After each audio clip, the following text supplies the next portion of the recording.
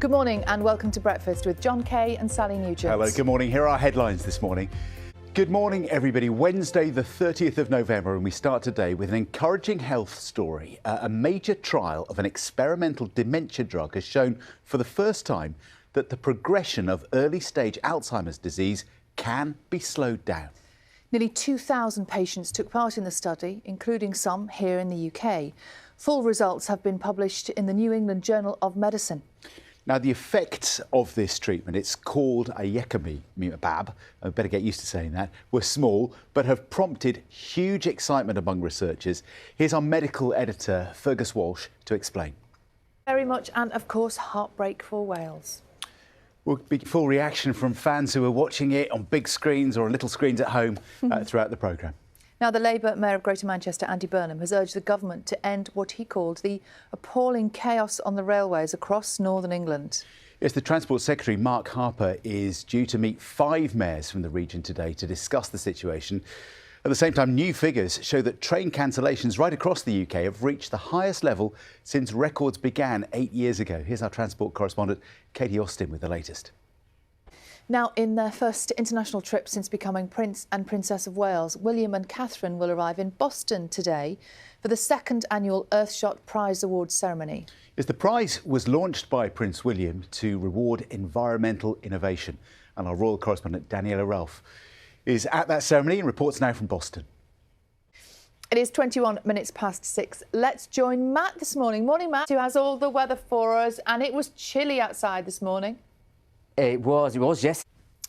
Now, China's ambassador to the UK was summoned to the Foreign Office yesterday to respond to the arrest and beating of a BBC camera journalist in Shanghai. Yeah, we showed you those pictures yesterday morning, didn't we, of Ed Lawrence, who was covering the widespread protests against strict COVID measures in China. He was held there for several hours on Sunday.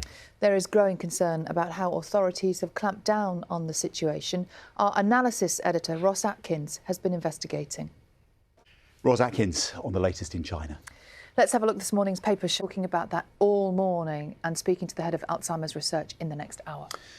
But another health story for us here in the UK this morning that's important. Lots of parents and grandparents will be interested in this because there has been a 70% increase in the number of under 5s being admitted to hospital with flu.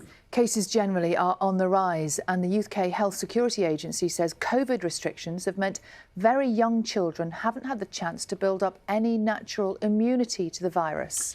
We're going to be getting a sense this morning of what we're supposed to be doing in terms of vaccines. Parents are being urged to get 2- and 3-year-olds vaccinated now. As John Maguire reports.